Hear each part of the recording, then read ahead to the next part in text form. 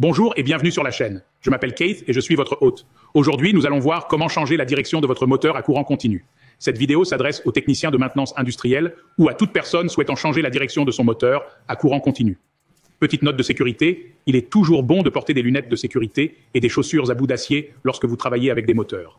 Et surtout, j'ai coupé l'alimentation du moteur pendant que je travaille dessus. Alors, couvrons quelques principes de fonctionnement de base des moteurs DC et ensuite nous couvrirons l'inversion de la direction du moteur. Lorsqu'un courant électrique traverse le champ magnétique, une force magnétique est produite. Dans le cas des moteurs à courant continu à balai, le champ magnétique est créé dans les aimants permanents. Le courant sera passé à travers le champ par l'induit. Les balais en carbone entrent en contact avec les sections du collecteur sur l'induit, passant le courant électrique à travers les enroulements. La force magnétique créée est appliquée à l'induit, produisant le couple qui fait tourner l'arbre du moteur. Maintenant, la question est, pouvez-vous changer la direction de la force de rotation? Oui, tu peux. C'est aussi simple que de changer la polarité de la tension appliquée au moteur.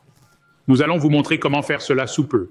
Mais d'abord, voyons pourquoi vous voudriez changer la direction du moteur à courant continu. Les applications où un moteur doit pouvoir tourner à la fois vers l'avant et vers l'arrière sont assez courantes. Par exemple, le même moteur qui ouvre une porte de garage doit pouvoir la fermer. Une pompe de lave-vaisselle doit déplacer la même eau qu'elle a pompée au début du cycle à nouveau à la fin du cycle. De nombreux ventilateurs de ventilation doivent pouvoir à la fois déplacer l'air dans et hors des bâtiments. Inverser la polarité du champ magnétique peut également être utilisé pour ralentir ou arrêter rapidement le moteur lorsque vous n'avez pas de frein installé. Aujourd'hui, nous couvrirons deux façons de changer la direction de votre moteur à courant continu. Regardons d'abord le contrôle manuel. Étape 1, lisez la fiche technique du moteur pour identifier la direction du moteur de l'usine et trouver les dessins de circuit pour trouver quels terminaux sont positifs et lesquels sont négatifs. Vous pouvez localiser votre fiche de données sur emotorsdirect.ca en tapant votre numéro de catalogue dans la barre de recherche.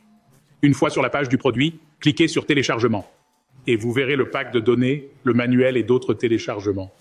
Étape 2, attachez une tête au terminal positif et une tête au terminal négatif.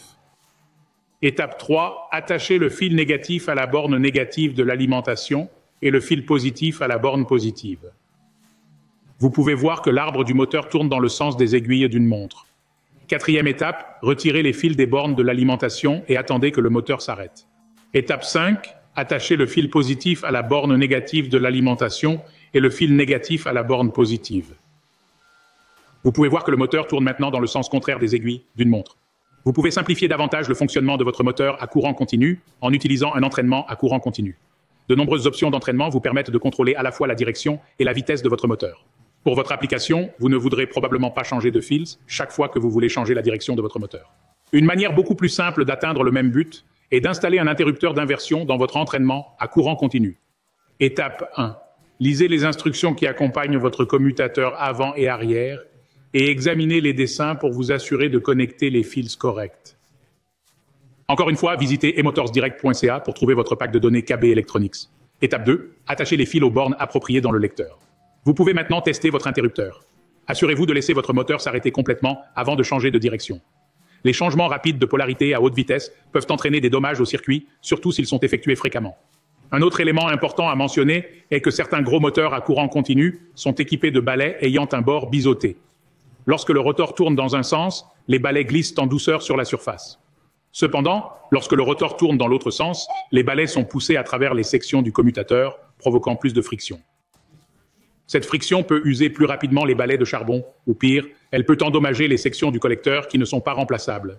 Assurez-vous de lire la fiche technique de votre moteur pour vous assurer que vous faites fonctionner votre moteur dans des circonstances nominales et que vous effectuez des tâches de maintenance importantes.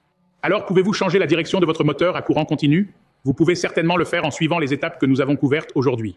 Si vous avez quelque chose à ajouter, si vous avez des questions, ou si vous avez une suggestion pour un autre sujet que je devrais couvrir, laissez-moi un commentaire ci-dessous. Assurez-vous d'aimer cette vidéo et d'appuyer sur le bouton d'abonnement pour ne pas manquer la prochaine vidéo, comment vérifier les brosses sur un moteur à courant continu. Je suis Keith avec Emotors Direct, votre source de moteurs industriels, de réducteurs d'engrenages, de contrôleurs et d'accessoires à travers le Canada. Merci d'avoir regardé, nous vous verrons la prochaine fois.